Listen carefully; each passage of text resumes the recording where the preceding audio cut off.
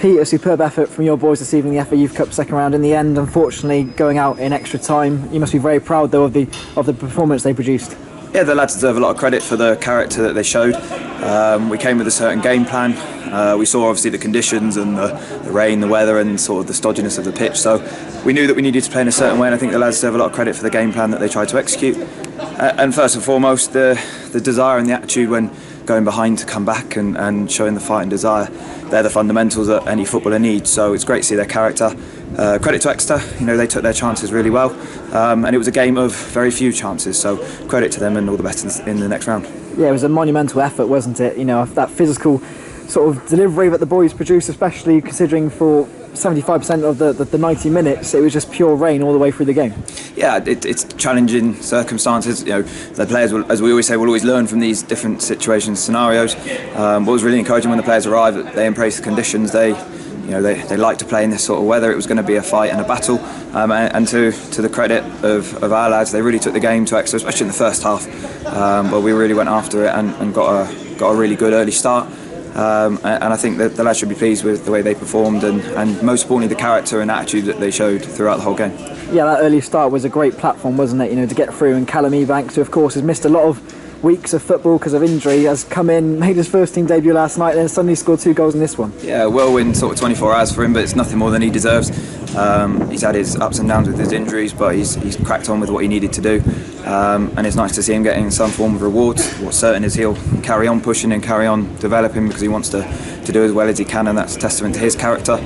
But he did well last night, and then he's come with the 18s and shown why he's doing well and what he can do. So delighted for him to get his 2 goals, and it's no more than he deserved at this moment in time. And you spoke, didn't you, about having an intensity from the start tonight, and I suppose scoring after 120 seconds is probably the perfect way to do that. Yeah, definitely. I think the overwhelming feeling after the Tuffley game was the lack of intensity and the lack of sort of relentlessness. It certainly wasn't the way that the lads feel that they can play.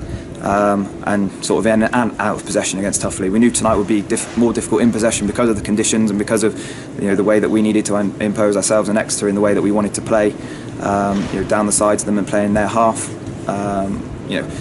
It's really important that the lads are able to play in different ways and set up in different ways, and to their credit they tried to execute it. Yeah, you referenced the Tuffley game there. That was that significant step up that you wanted, because even though you won that game 4-0, I know the boys weren't happy necessarily with their performance, whereas tonight, although they've lost the game, performance-wise, they must be pretty pleased with their efforts. Yeah, we picked the bones out of the Tuffley game. We spoke a lot about what are the players like at their best, what is them at their best as an individual and as a group, and we really tried to nail down what that looks like. And to their credit, we asked them to start bright, and they really did. So the players deserve a lot of credit for the way they approached the game, the way they went about their work, and the way they took it all the way to the 120 minutes. And I really think it could have been sort of anyone's team who landed on a chance. And credit to Exeter, they were ones who landed on their chance and were clinical at that moment in time.